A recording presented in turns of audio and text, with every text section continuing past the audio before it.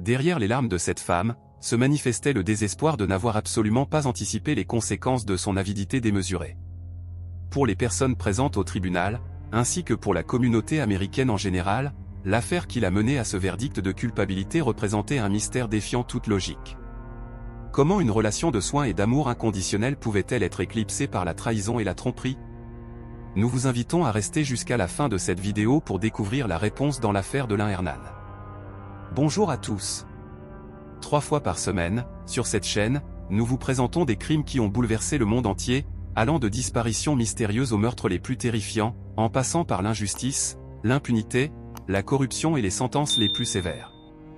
Avant de commencer ce récit, je vous demande de vous abonner et d'activer la cloche pour recevoir toutes les notifications. N'oubliez pas non plus de laisser un like, ce qui me permettra de continuer à créer du contenu. Sans plus tarder, analysons ensemble tous les détails de cette affaire criminelle.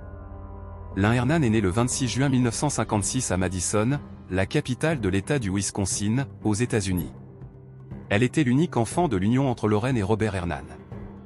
La naissance de Lynn fut un événement heureux et significatif pour ce couple nouvellement marié. Robert, vétéran de la Seconde Guerre mondiale, avait fondé sa propre entreprise de plomberie à son retour aux États-Unis, tandis que Lorraine travaillait dans l'immobilier. Leur situation économique favorable leur permit d'offrir à leur fille toutes les opportunités possibles. Connus pour leur chaleur, Robert et Lorraine créaient un foyer où la joie et la compagnie des amis et proches étaient la norme. Il n'était donc pas surprenant que Lynn, dès son plus jeune âge, montre un caractère extraverti et sociable. Comme ses parents possédaient une cabane en dehors de la ville, cet endroit devint rapidement le lieu de prédilection de la petite fille, qui comptait toujours les jours avant de pouvoir y passer les vacances scolaires. Pour son père, ces visites étaient l'occasion parfaite de se détendre, tandis que Lorraine appréciait la paix et la beauté de ce cadre naturel, entouré de lacs et de silence. Passionné par la nature, Lynn développa dans ce lieu une affection particulière pour les animaux, qui ne tarda pas à se transformer en une passion pour le sauvetage et le soin des animaux abandonnés, avec une affection particulière pour les chats. Il n'était donc pas rare qu'elle ait toujours un nouvel animal de compagnie. Déjà au lycée, il devint rapidement évident pour tous que la jeune Lynn attachait une grande importance à son apparence. Après avoir obtenu son diplôme en 1974, elle ne souhaitait pas suivre un parcours universitaire classique. Elle choisit plutôt de devenir coiffeuse. Encouragée par son père, elle ouvrit son propre salon après avoir perfectionné ses compétences. Grâce à son talent pour nouer des relations avec les gens, Lynn parvint à se constituer rapidement une clientèle fidèle. Pendant cette période, elle se lia d'amitié avec Corinne Posa, également originaire de Madison. Corinne, mariée, partageait avec Lynn une appréciation pour les choses simples de la vie. Elle admirait aussi la capacité de Lynn à réfléchir soigneusement à ses décisions et à gérer ses finances avec prudence, menant une vie sans excès. En 1983, Lynn entama une relation amoureuse avec James Kellier. Bien que peu de détails sur sa vie aient été révélés, il était décrit par ses amis comme un homme au caractère libre et aventurier. Ses qualités charmèrent Lynn immédiatement. Le couple se lança alors dans une vie marquée par des déménagements fréquents, toujours à la recherche de cadres naturels apaisants. Cependant, après 10 ans ensemble, leur relation s'épuisa, et ils décidèrent de se séparer, mais restèrent de proches amis. Par la suite, Lynn rencontra Jennifer Flower, originaire de Franklin, dans l'État du Wisconsin. Jennifer, mère célibataire d'une petite fille de 9 ans nommée Jessie Cursevy, trouva en Lynn un soutien précieux, qui prit un soin particulier à aider dans l'éducation de la jeune Jessie, pour qui elle développa une affection spéciale. En 1998, le fils unique de Corinne, Anthony Posa, vit le jour. Dès lors, il devint également un membre cher du cercle familial de Lynn. En grandissant, Anthony aimait passer du temps avec la famille Hernan, que ce soit en jouant avec Robert, qui lui racontait des histoires de la Seconde Guerre mondiale, ou en regardant des films classiques avec Lynn. À l'été 2002, lorsque Jessie obtint son diplôme de fin d'études secondaires, Lynn était comblée de fierté. Elle montrait souvent des photos d'elle deux lors de la cérémonie de remise des diplômes à ses amis. 5 ans plus tard, à la mort de Robert, Lynn fut profondément affectée, au point de devoir affronter une dépression qu'elle parvint à surmonter grâce à son tempérament résilient et optimiste. Cependant, l'entrée dans l'âge adulte fut plus difficile pour Jessie. Elle choisit de ne pas poursuivre d'études universitaires et changeait fréquemment de travail. Mais ces difficultés n'étaient pas les seules préoccupations.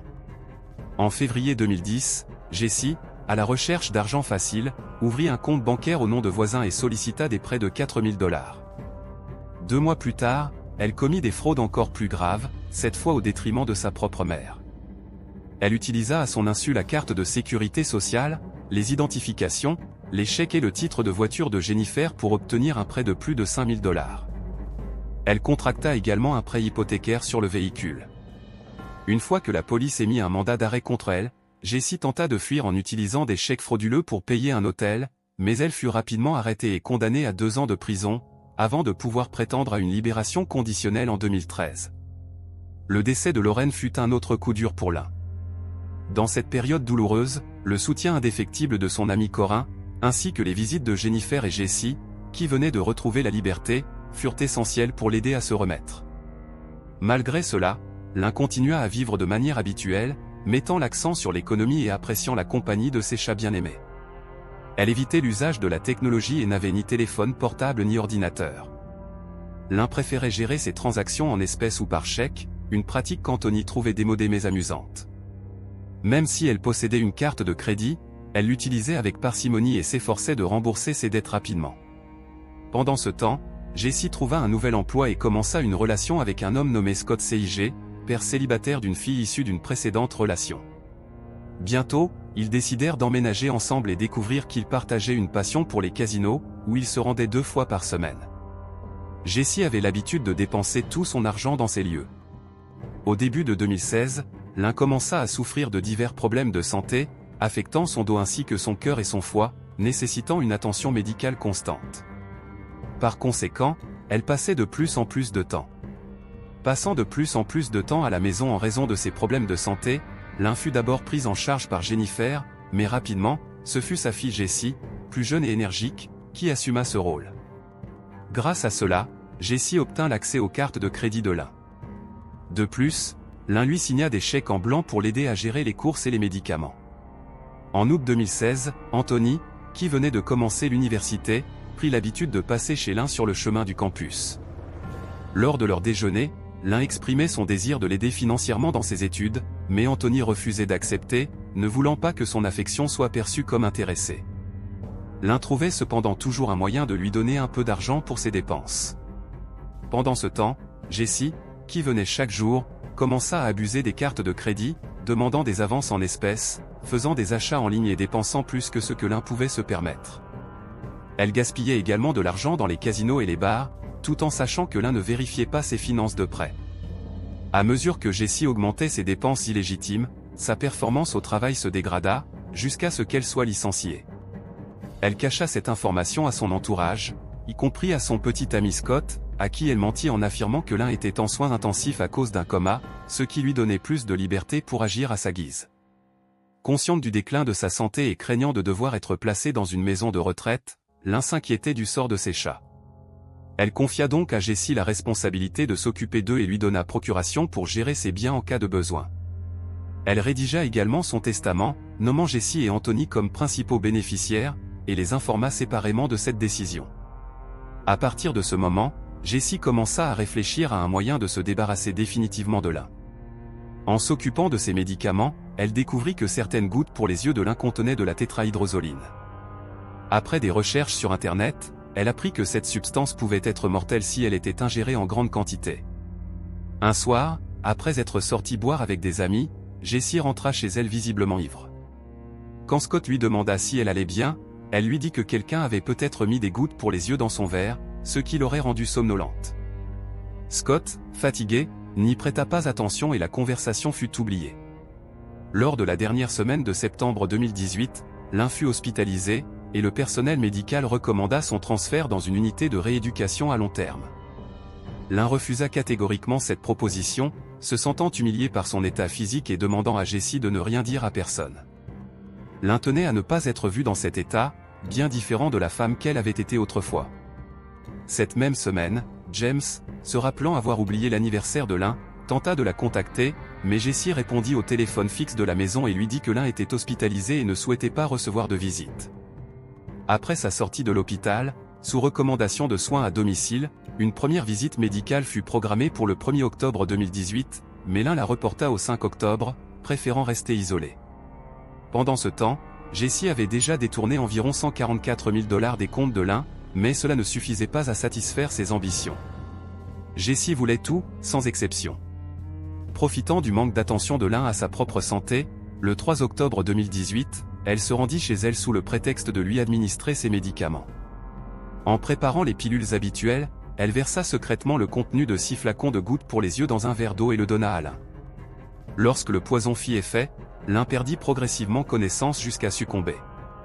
Jessie s'empressa alors de préparer minutieusement la scène, éparpillant quelques pilules écrasées sur la poitrine de la victime pour faire croire qu'elle les avait avalées. Elle appela ensuite le 911, expliquant à l'opérateur qu'elle avait trouvé son amie inconsciente et sans respiration. À leur arrivée, les secouristes trouvèrent Lynn sans vie, assise dans son fauteuil dans le salon. Interrogée par l'officier Kelsey Michelson, Jessie expliqua sa relation avec Lynn et son rôle de soignante, suggérant même que, peut-être, en raison de ses problèmes de santé, Lynn avait décidé de mettre fin à ses jours. Après avoir transporté le corps à la morgue, la police rédigea un rapport préliminaire, envisageant la possibilité d'une mort auto-infligée. Cependant, lors des entretiens avec les proches de Lynn, James exprima son étonnement face à une telle hypothèse, affirmant que la Lynn qu'il avait connue pendant tant d'années n'aurait jamais pris une telle décision, car cela ne correspondait pas à son caractère. Anthony partageait cette opinion, disant aux enquêteurs que, malgré la santé fragile de Lynn, elle avait toujours fait preuve d'un optimisme indéfectible. Lors de leur première rencontre après la tragédie, Anthony remarqua un contraste frappant entre sa propre douleur et l'attitude froide de Jessie, qui semblait plus préoccupée par l'héritage à venir. Peu de temps après, Jessie ouvrit un compte dans une chaîne de magasins au nom de Lynn pour obtenir une carte de crédit. À peine une semaine après le décès, elle annonça sur ses réseaux sociaux une vente de garage, où elle proposait à la vente les biens personnels de Lynn, y compris ses meubles. À la fin de 2018, lorsque Jessie offrit à son petit ami Scott des cadeaux de Noël coûteux, celui-ci commença à se sentir sérieusement inquiet. Quelques semaines plus tard, le bureau du médecin légiste du comté de Waukesha, qui avait effectué des tests toxicologiques sur le corps de Lynn, découvrit des niveaux élevés de tétrahydrozoline, exacerbés par les autres médicaments que Lynn prenait. Les experts conclurent que le décès n'était ni le résultat d'une tentative de suicide ni d'un accident, car il était impossible d'atteindre une telle dose simplement en utilisant les gouttes pour les yeux. Linda Vied, responsable du bureau du médecin légiste, transmit le rapport toxicologique aux autorités, incitant ainsi le bureau du shérif à rouvrir l'enquête. Lorsqu'elle apprit que l'enquête avait été relancée, Jessie insista pour connaître les résultats, mais la police refusa de les lui communiquer. Au fil des mois suivants, l'évolution de l'enquête finit par la désigner comme la principale suspecte. Le 9 juillet 2019, Jessie a été arrêtée et interrogée par le détective Aaron Hope. Durant cet entretien, elle a tenté de faire croire aux autorités qu'elle était profondément frustrée de ne pas connaître la cause de la mort de Lynn. Cependant, un détail troublant est apparu lorsqu'elle a décrit Lynn comme une consommatrice régulière de substances légales et illégales, tout en précisant que cela ne l'empêchait pas de rester fonctionnelle. Jessie a aussi affirmé qu'elle s'était toujours assurée que Lynn suive ses traitements, bien que celle-ci abusait parfois de l'alcool et des médicaments, ce qui lui aurait donné des idées d'automutilation. Lors d'une autre interview, interrogée sur les motivations financières de son rôle de soignante, Jessie a expliqué qu'il n'y avait jamais eu d'accord officiel, mais que Lynn lui donnait souvent des chèques ou lui permettait d'utiliser sa carte de crédit, car elle était généreuse, surtout sachant que sa fin était proche. Lors d'une troisième entrevue, les détectives ont confronté Jessie avec des preuves montrant que Lynn avait été empoisonné avec de la tétrahydrozoline. Jessie a alors prétendu qu'elle utilisait régulièrement des gouttes pour les yeux en grande quantité, au point d'acheter plusieurs flacons à la fois.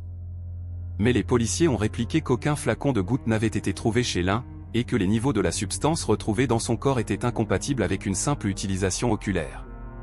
Face aux preuves, Jessie a donné des explications contradictoires. Elle a d'abord affirmé que l'idée d'une ingestion volontaire lui semblait peu crédible, avant de suggérer que Lynn avait peut-être recherché un moyen de mettre fin à ses jours, en découvrant la possibilité d'une intoxication aux gouttes pour les yeux. Concernant les pilules écrasées sur le corps de Lynn, Jessie a expliqué que Lynn avait des difficultés à avaler, mais les détectives, pensant que tout avait été mis en scène, lui ont fait part de leurs doutes. Jessie a nié avec véhémence toute implication, insinuant même que les toxicologues avaient peut-être commis une erreur. Les autorités ont ensuite interrogé Scott. Lorsqu'elles ont mentionné que Lynn avait reçu des doses élevées de tétrahydrozoline, Scott s'est rappelé un étrange commentaire de Jessie à propos de l'ajout de ces gouttes dans une boisson alcoolisée. Lors d'un nouvel interrogatoire, Jessie a d'abord nié connaître les effets de la substance, puis a changé de version en affirmant que Lynn lui aurait confié avoir tenté de se suicider en mélangeant ces gouttes avec de la vodka. Elle a raconté que le 3 octobre 2018, l'un lui aurait demandé de lui donner une bouteille d'eau contenant ce mélange. Après une brève dispute, Jessie aurait fini par céder, pensant que cela ne serait pas fatal. Les enquêteurs ont ensuite découvert des dépenses inhabituelles sur les comptes de l'un, dont des transactions dans des bars et des casinos, des lieux que l'un ne fréquentait jamais. La collaboration d'Anthony a été cruciale, car il a décrit les habitudes financières méticuleuses de l'un, en contraste avec ses dépenses. Les antécédents de fraude de Jessie et sa dépendance au jeu ont révélé ses véritables intentions, menant à son inculpation pour homicide volontaire au premier degré et pour 2 chefs de vol aggravés. Bien qu'elle ait plaidé non coupable, Jessie a été placée en détention préventive avec une caution fixée à $1 million. En prison, Jessie a noué une amitié avec une autre détenue, Magdalena Sobon. Elle lui a avoué que l'un était morte d'une overdose de médicaments et qu'elle avait dépensé l'argent de l'un en casino et en luxe. Le procès de Jessie a débuté le 24 octobre 2023, après 5 ans d'attente, sous la présidence de la juge Jennifer Doro des tribunaux de circuit du Wisconsin. Le procureur adjoint Randy Sitzberger a dépeint Jessie sous un jour très défavorable, tandis que la défense, représentée par Donna Ginclay et Pablo Galavi, a tenté de présenter l'un comme une figure maternelle pour Jessie, affirmant que l'un aurait désapprouvé les accusations portées contre elle. Les tendances autodestructrices de l'un ont été mises en avant, insistant sur l'idée d'une auto-infligée. Toutefois, le témoignage du médecin légiste adjoint a tranché en affirmant que l'empoisonnement avait sans aucun doute été causé par une autre personne. Le procureur a ensuite souligné l'insistance suspecte de l'accusé à connaître la cause exacte de la mort. Il a également suggéré que Jessie, en planifiant son crime, n'avait pas prévu qu'une analyse de la tétrahydrozoline serait effectuée sur la victime. Lors de leur témoignage à la barre, James et Anthony ont tous deux affirmé que l'un n'aurait jamais consenti à ce que Jessie dilapide son patrimoine. Un nouveau témoignage inattendu est venu renforcer les accusations contre Jessie, celui de Magdalena, sa codétenue, qui a révélé des informations cruciales. Après 2 jours de délibération, le mardi 14 novembre 2023, le jury a rendu son verdict. À l'annonce du verdict, Jessie s'est effondrée en larmes, consciente qu'elle risquait une condamnation à perpétuité. À la sortie du tribunal, le procureur Randy a exprimé ses condoléances à la famille de l'un, tandis que la procureure Abby a souligné que ce verdict marquait un premier pas vers l'apaisement de la douleur immense ressentie par ceux qui aimaient l'un. Elle a également affirmé que la décision envoyait un message clair à la société, les actes prémédités contre la vie humaine ne seraient pas tolérés. De son côté, Anthony a exprimé sa gratitude envers les détectives et les procureurs pour leur quête inlassable de la vérité, confirmant ses soupçons sur le comportement de sa sœur. La sentence a été prononcée le vendredi 5 avril 2024. Accompagnée de son nouvel avocat Russell John, Jessie a passé 2 heures à critiquer le processus judiciaire qu'elle estimait biaisé, affirmant qu'elle n'avait pas bénéficié d'une défense efficace. Malgré cela, la juge Jennifer a condamné Jessie Kurski à la réclusion à perpétuité, avec possibilité de libération conditionnelle après 30 ans, pour le meurtre de l'un Hernan. De plus, elle a été condamnée à purger 5 années supplémentaires pour les 2 chefs d'accusation de vol, ce qui signifie qu'elle ne pourra pas être libérée avant l'âge de 80 ans. Enfin, elle a été condamnée à payer $86 000 de restitution, qui seront déposés sur un compte de dépôt en garantie pour tout revenu qu'elle pourrait tirer d'interviews, de livres, de films ou de documentaires liés à cette affaire. Au tribunal, lors des déclarations des proches de la victime, Anthony a adressé quelques mots à sa sœur, lui souhaitant que le temps passé derrière les barreaux lui permette de réfléchir à ses actions. Il a souligné que, comme il s'y attendait, son jeu de dupe avait finalement pris fin et qu'elle ne pourrait plus tromper personne. Bien qu'il soit satisfait de la sentence, il a exprimé combien l'un, qui avait été comme une tante pour lui manquait. Par amour pour elle, Anthony envisage aujourd'hui de choisir un monument où déposer les cendres de l'un, afin de lui offrir la paix et la sérénité qu'elle avait toujours recherchées de son vivant. Ainsi se termine l'histoire criminelle du jour. N'hésitez pas à partager vos réflexions dans les commentaires de cette vidéo, toujours avec respect pour la victime et sa famille. On peut débattre, mais toujours avec le respect que chacun mérite. Je vous rappelle de vous abonner et de laisser un like si mon travail vous a plu. Bonne nuit et à la prochaine histoire.